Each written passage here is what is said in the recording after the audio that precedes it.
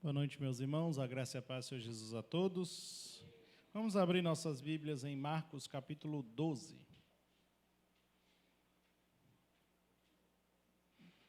Marcos, capítulo 12, a partir do verso 13.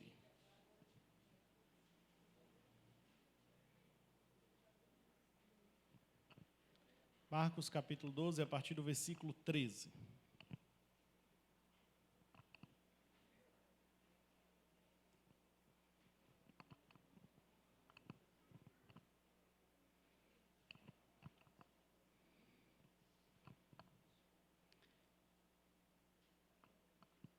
Diz assim a palavra do Senhor. E enviaram-lhe alguns dos fariseus e dos herodianos para que o apanhassem alguma palavra.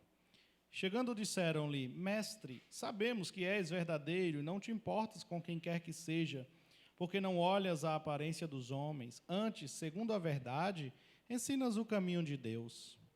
É lícito pagar tributo a César ou não?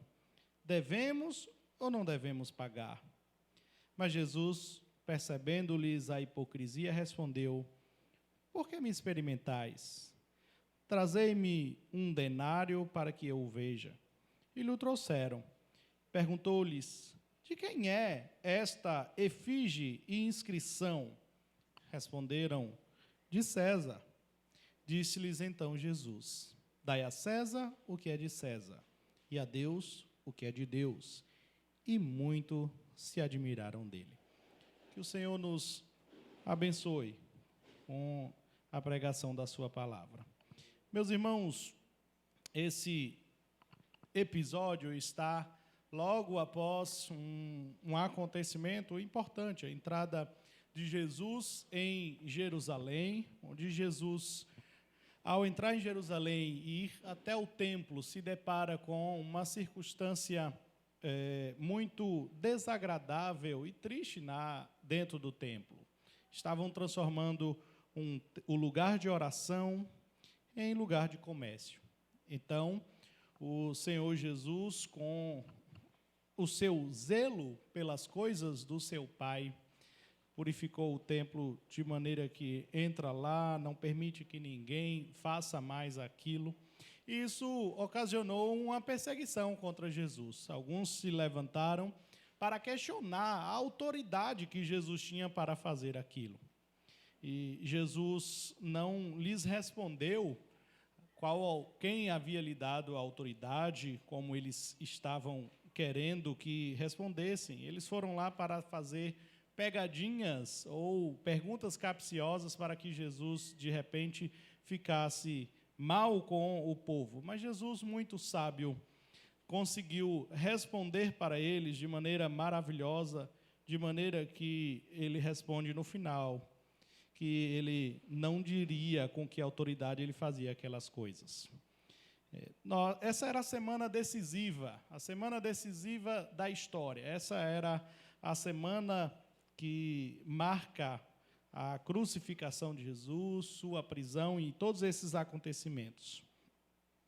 E esses homens que se levantaram contra Jesus foram então confrontados por meio de uma parábola, onde o Senhor Jesus acaba falando quem ele é. No versículo 10, Jesus diz assim: a pedra que os construtores rejeitaram, essa veio a ser a principal pedra angular. Isso procede do Senhor e é maravilhoso aos nossos olhos. E vejam o que acontece no versículo 12. As autoridades religiosas que estavam contra Jesus, a partir dali procuravam prendê-lo. Diz o texto, versículo 12, e procuravam prendê-lo, mas temiam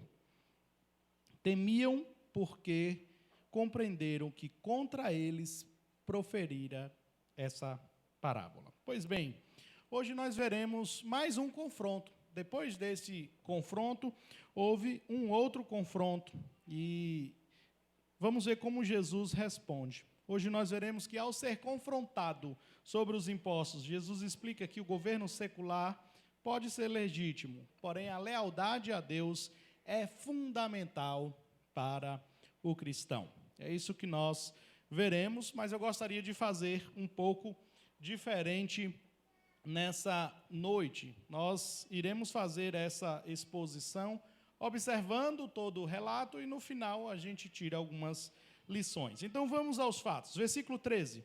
E enviaram-lhe alguns dos fariseus e dos herodianos para que o apanhassem em alguma palavra. Olha só, o grupo que vem interrogar Jesus agora é um grupo incomum. Você vê aí a expressão dizendo, enviaram-lhe alguns dos fariseus e dos herodianos para que o apanhassem em alguma palavra. Fariseus e herodianos, dois grupos completamente distintos, mas que agora estavam unidos para pegar Jesus de alguma forma em algum problema. Veja só, os fariseus eram inclinados ao nacionalismo, enquanto os herodianos eram clientes de Herodes, a serviço de Roma. Os fariseus observavam mais para a sua nação, Israel, e os herodianos observavam mais para Herodes e o Império Romano. Os fariseus eram extremamente dedicados à lei e às práticas rabínicas, enquanto os herodianos, apesar de serem também judeus, não tinham o mesmo comprometimento, isso porque eles eram partidários de Roma. Se nós fôssemos dividir, então, esses dois grupos, os fariseus eram religiosos e os herodianos um partido político. Basicamente isso.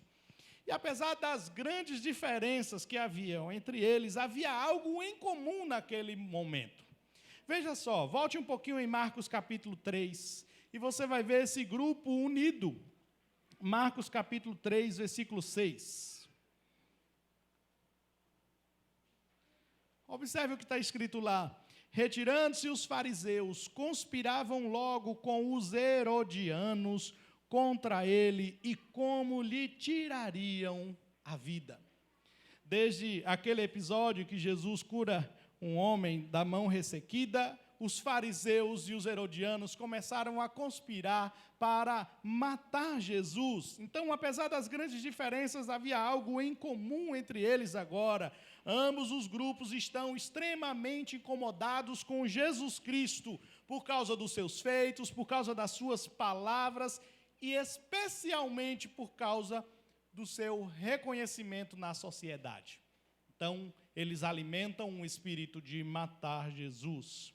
E é por isso que, reunidos agora, eles são enviados para apanhar Jesus. Não é isso que diz o versículo 13? Para que o apanhassem em alguma coisa. Essa expressão, apanhar, não está aqui à toa, porque ela tem um sentido de caçar, ou pegar pela caça, capturar. Eles vão até Jesus para fazer uma armadilha maliciosa. Eles querem pegar Jesus em uma armadilha para acusá-lo abertamente diante de todo o povo. Eles estão unidos para fazer o mal. Então, eles se aproximam de Jesus, mas eles não vêm já querendo matar Jesus. Eles vêm de uma forma que muitas pessoas fazem quando estão maquinando o mal. Observem que eles chegam com bajulação. Eles chegam com bajulação. Veja o versículo 14. Chegando, disseram-lhe, mestre, sabemos que és verdadeiro e não te importas com quem quer que seja, porque não olhas a aparência dos homens, antes, segundo a verdade, ensinas o caminho de Deus. É lícito pagar tributo a César ou não? Devemos ou não devemos pagar? Eles chegam fazendo 4 elogios para depois lançarem a armadilha. Eles chegam primeiramente já chamando Jesus de mestre, e esse era um título apropriado para os intérpretes da lei. Jesus está ganhando notoriedade na sociedade por ser alguém assim, então ele pode ser chamado de mestre. Mas observem que primeiro eles dizem, sabemos que és verdadeiro. Eles estão tentando dizer, tu és íntegro, tu és verdadeiro, não te importas com quem quer que sejas. Eles estão dizendo, o Senhor tem equidade, o Senhor é imparcial, queremos ouvir a tua resposta. Depois, não olhas a aparência dos homens. a imparcialidade. E o quarto elogio, eles dizem, segundo a verdade, ensinas o caminho de Deus, veracidade. Integridade, equidade, imparcialidade e veracidade. E esses três elogios são verdadeiros em relação a Jesus? Certamente que sim. Certamente que sim. Porém, o problema aqui não é esse. O problema é a hipocrisia que havia no coração deles. Pois essa fala sai da boca deles, não como um reconhecimento verdadeiro de que Jesus de fato fosse assim, mas sim por bajulação falsa. Porque o que há por detrás da fala deles, nós já sabemos, eles foram enviados até lá para apanhar Jesus, para colocá-lo em uma armadilha. E aqui, irmãos, nós já pensamos, esse é um cuidado que nós temos que ter com o nosso coração. Cuidado, cuidado, porque nem sempre as falas elogiosas que vêm até nós são provenientes de um coração sincero. Nem sempre todo mundo que vai tratar você como se de repente tivesse tamanha consideração, de fato está considerando você. Muitas vezes alguns agem assim, dessa forma, elogiam, mas elogiam como se estivessem levantando a bola, esperando o momento certo do escorregão, esperando o momento certo da falha. Nem que seja a sua própria vanglória, para que eles possam dizer, não aguenta um elogio, só foi dizer que é um bom crente, agora ele se acha o santarrão da igreja. Pois bem, o orgulho, a soberba do coração é algo que o crente sempre deve lidar. E Jesus sabe lidar com isso facilmente. É preciso, assim como ele, cultivar um espírito humilde, porque isso sempre será o melhor para nós. Agora, veja só, por que eles estão fazendo esses elogios? Parece que eles querem que Jesus internalize essas palavras, porque assim, depois que ele internalizasse isso, ele responderia com sinceridade e com uma autoconfiança, e eles estão diante de uma pergunta muito capciosa, nós vamos ver daqui a pouco. Eles querem que Jesus fale em algo que eu já falei algumas vezes, que aprendi ouvindo o reverendo Daniel Santos, sobre a sinceridade excessiva. Sinceridade excessiva, porque algumas pessoas começam para, de alguma forma, dizer que são sinceros, que são transparentes, dizem, eu sou transparente, eu sou o tipo que falo na cara, o que eu tenho para falar, eu falo mesmo e eu não levo para casa, eu falo na hora, porque eu sou verdadeiro.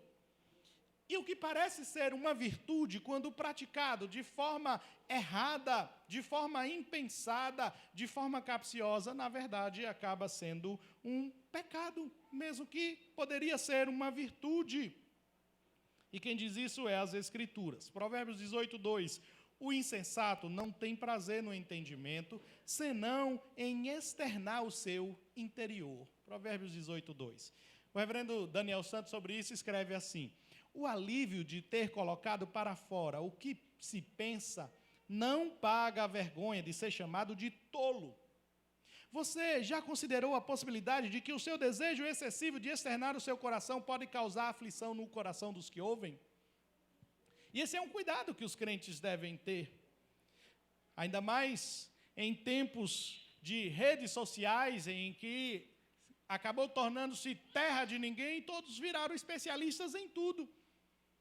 E não param para pensar no que teclam, no que falam, acham que estão agindo com sinceridade, mas sem medir a moderação que o Senhor nos ensina. Eles chegam para levantar Jesus, para fazer com que ele ouvisse aquilo, internalizasse e respondesse já de imediato da forma que eles pudessem pegá-lo. Pois bem, mas nós sabemos, Jesus não tem problemas com isso, porque Jesus é a sabedoria em pessoa. Tolos são os que acham que iriam apanhá-lo em armadilha. E qual foi a armadilha que eu estou falando? Veja que no final, depois dos elogios, eles fazem a pergunta. É lícito pagar tributo a César ou não? Devemos ou não devemos pagar? Vamos entender melhor. A que tributo eles se referem? Ao imposto imperial, que era aplicado na época. Esse era um imposto per capita cobrado de todos os adultos, homens ou mulheres, que não eram romanos, os não romanos. Então, esse imposto era cobrado por toda a Judéia, desde que ela se tornou província romana no ano 65 depois de Cristo. Então, esse imposto, 6 depois de Cristo. Esse imposto, de alguma forma, irmãos, ofendia muito os judeus. Mexia com eles. Mexia porque muitos se sentiam tão tocados e incomodados por pagar esse imposto aos romanos que se recusavam a pagá-lo. Porque acreditavam que, ao pagar o imposto, eles estariam admitindo o direito romano de dominar sobre eles. Então, muitos não queriam pagar o imposto. E por que essa é uma emboscada para Jesus? Porque eles fazem a pergunta: é lícito pagar o tributo a César ou não? Nós devemos ou não pagar o imposto? E eles esperam a resposta. Se Jesus afirmasse que sim, Jesus estaria sim dispondo com os judeus mais patriotas, e eles eram a maioria, então a multidão poderia se voltar contra Jesus. Mas se Jesus afirmasse que não, Jesus estaria sim dispondo com o governo de Roma, com o império, e isso poderia fazer com que ele pudesse ser acusado de ser um insurgente, um agitador. Jesus poderia ser até preso. Por isso você tem dois grupos antagônicos juntos, levando uma proposta, esperando a resposta de Jesus, que a despeito da resposta, Jesus poderia ser pego em uma armadilha. Notaram que essa não era uma dúvida sincera deles? Não era o tipo de pergunta que se faz na escola dominical, no estudo bíblico, quando você está com dúvida de verdade. Era como se fosse aquela pergunta que algum irmãozinho faz para o pastor, para testar se o pastor tem conhecimento ou não. Ele sabe a resposta, ele já estudou, mas ele quer saber. Vamos ver se o pastor sabe como eu. Essa não era uma dúvida sincera. Mas tem um problema. Quem está diante deles? Jesus, homem-Deus. Jesus, homem-Deus. Jesus é Deus e de fato é. Por isso, ele sonda até mesmo o que há no mais profundo do oculto. Não adianta agir com hipocrisia contra qualquer pessoa, porque Jesus sonda todos os corações e ele sabe o que se passa. As motivações por detrás das falas elogiosas e das perguntas capciosas. Jesus sabia de tudo isso. E aí veja só, versículo 15. Mas Jesus, percebendo-lhes a hipocrisia, respondeu: por que me experimentais? Trazei-me um denário para que eu o veja. Vejam que Jesus conhece o coração deles, sabe que a dúvida deles não é uma dúvida sincera, mas sim uma dúvida ou uma pergunta de alguém que vai até lá com o intuito de colocá-lo em uma armadilha, de caçá-lo, de apanhá-lo, como diz o verso inicial. Irmãos, não sejamos como aqueles homens, porque aquele que nutre o sentimento falso, você nutre o sentimento falso contra o outro, ele pode até não saber que você está agindo assim quando o cumprimenta, quando se fala com ele. Mas Jesus sabe. Nós não podemos ser como eles. Então, irmãos, mais uma vez, nós podemos ver aquele que, como diz as Escrituras, todos os tesouros da sabedoria e do conhecimento estão ocultos. Aquele que é poder de Deus, sabedoria de Deus, propondo uma reflexão àqueles homens, responde àqueles corações maliciosos. Veja só a resposta de Jesus. No final ele diz, primeiro ele diz: por que me experimentais? Já é um choque. Por que me experimentais? Então ele diz: trazei-me um denário para que eu o veja. A palavra aqui, experimentar, no grego, é a palavra que pode ser traduzida como tentar. Então, o que Jesus está dizendo para eles é: por que vocês estão me tentando? Por que vocês estão com um pensamento malicioso?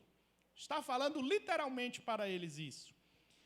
Então, Jesus faz uma ilustração, Jesus muito didático, pede uma moeda e diz: me tragam um denário para que eu veja. E por que Jesus pede um denário para ilustrar? Porque o imposto que precisava ser pago, que eles estão questionando, precisava ser pago com uma moeda romana de um denário. Então, Jesus pede uma moeda do imposto.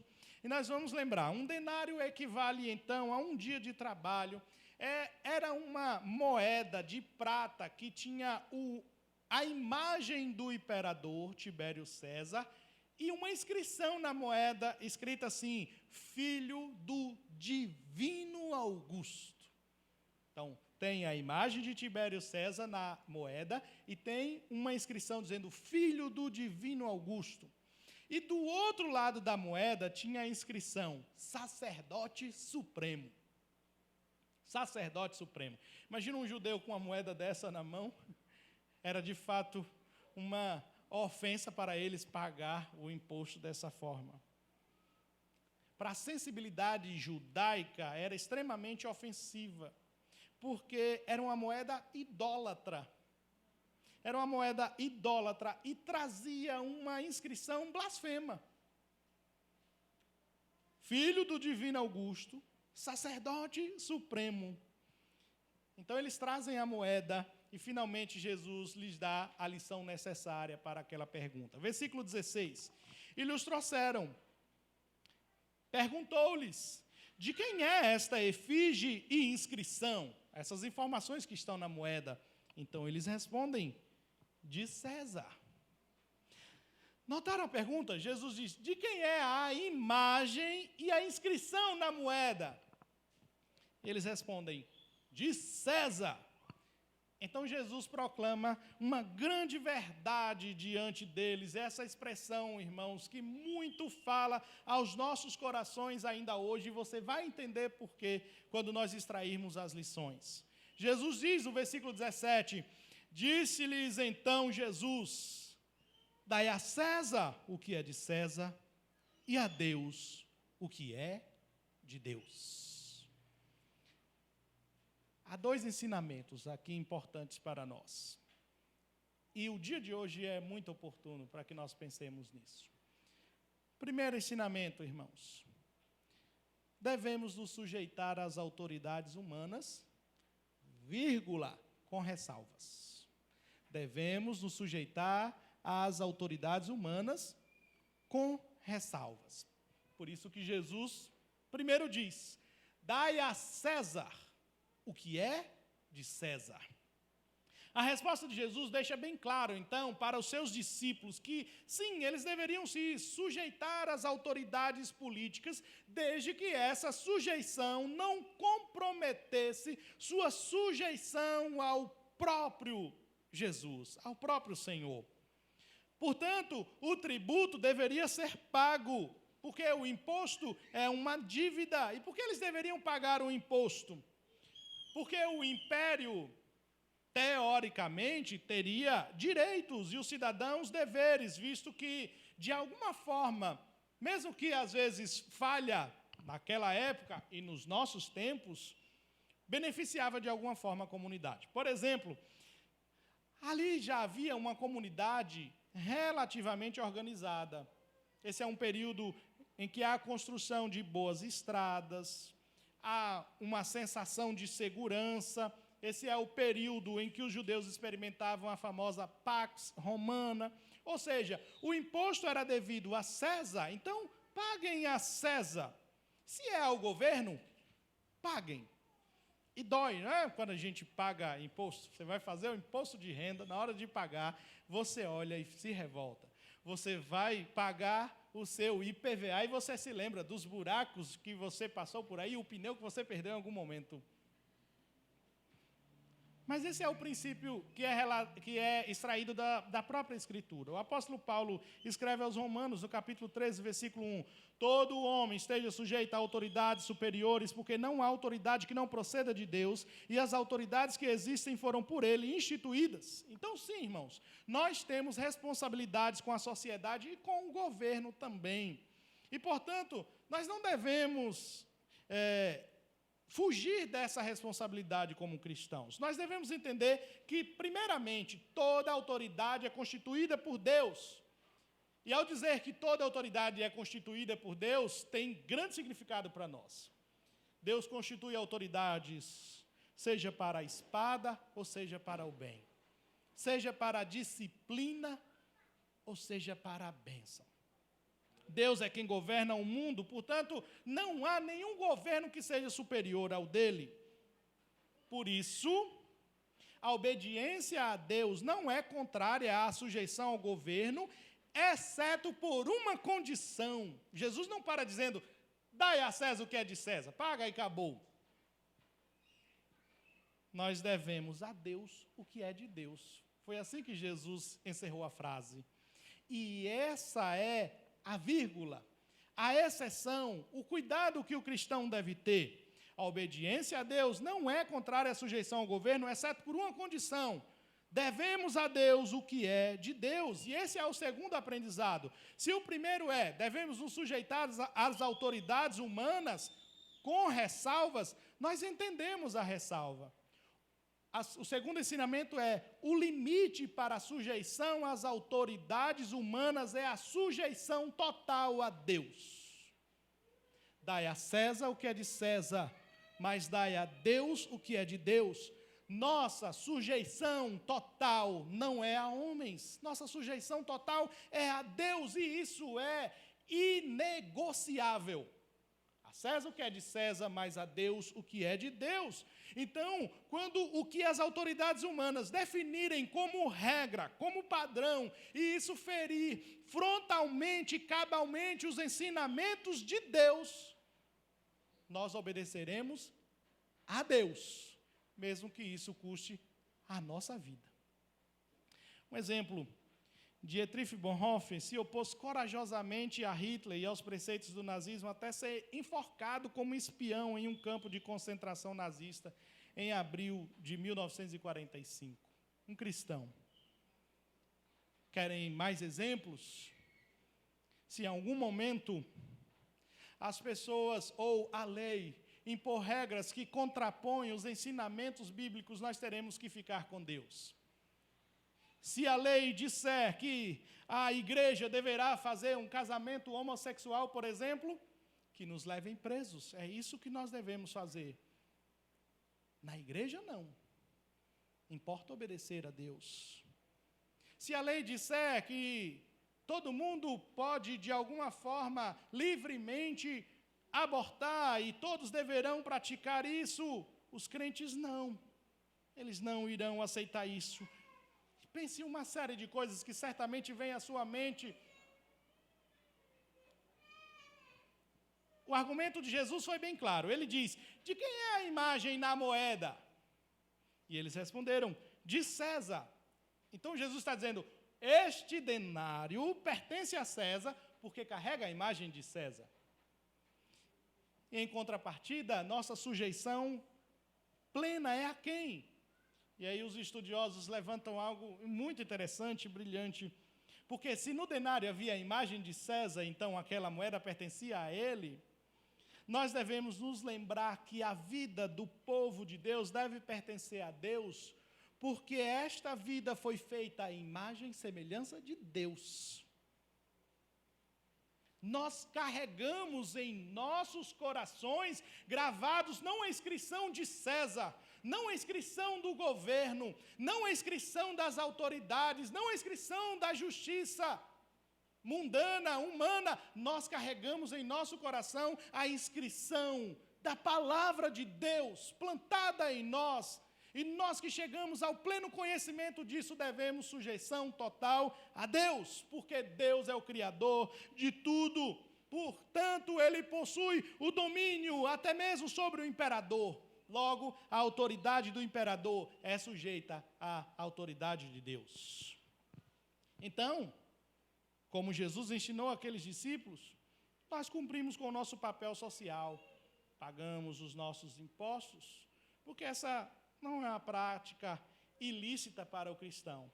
Sabendo, portanto, que quando cumprimos, nós não estamos obedecendo a César, estamos obedecendo a Deus. Vejam o que Jesus faz.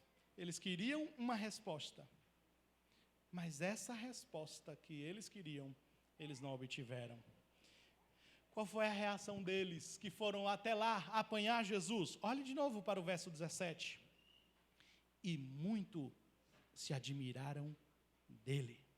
Dai a César o que é de César e a Deus o que é de Deus. Nós somos chamados, convocados a dar a Deus o que é de Deus. Importa que nós sejamos firmes, corajosos para fazer isso, ao ponto do mundo se admirar com a nossa coragem em obedecer primeiramente ao nosso Senhor.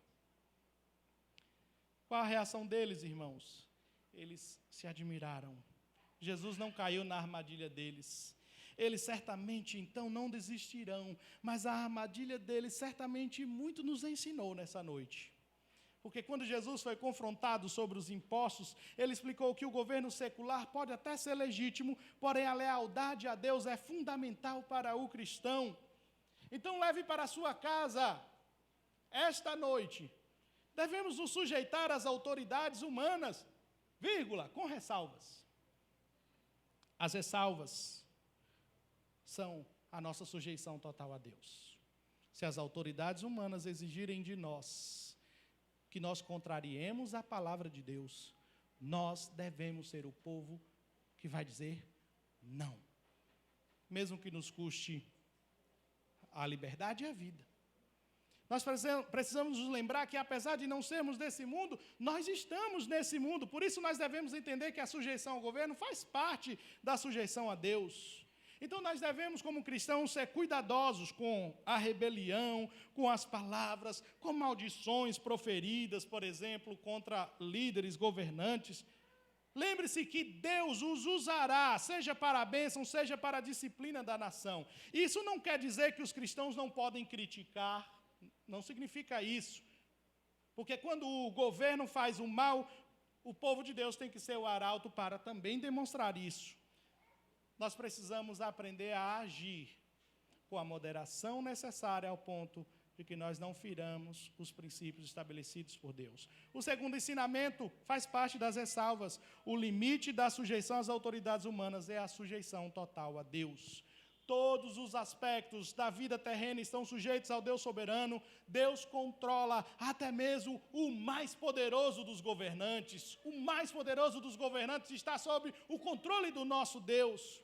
E sempre que nós nos depararmos, então, com alguma autoridade humana exigindo obediência contrária à palavra do Senhor, aos seus ensinamentos, nós seremos convocados a fazer como os apóstolos fizeram diante do Sinédrio quando eles foram presos em Atos capítulo 5, versículo 29, diante daquelas lideranças, os apóstolos disseram: importa obedecer a Deus do que aos homens.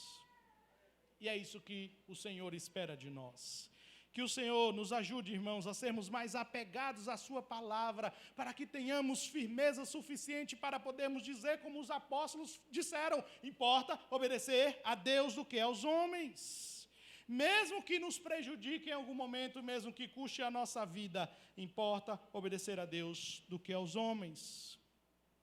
Eu quero encerrar lendo um trecho de uma pastoral que o nosso irmão Whindersson fez recentemente, foi posto já num boletim de vocês, eu coloquei hoje lá em Mussurunga. A parte final ele diz assim: os olhos, a mente e o coração do cristão precisam estar fitos na eternidade, ancorados nela, ainda que seja necessário e prudente ser responsável por buscar meios lícitos de viver essa peregrinação terrena num governo imperfeito.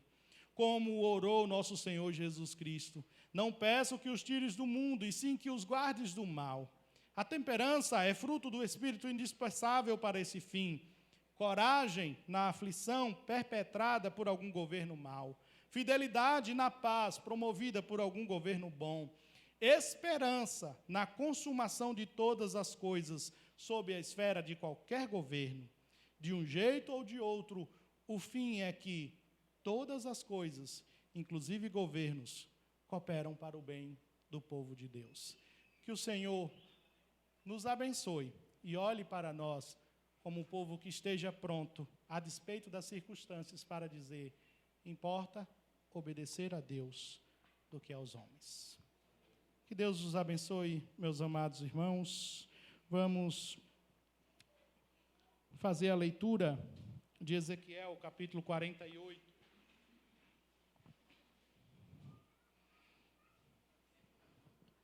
Leitura alternada de Ezequiel, capítulo 48, versículos 23 ao 35.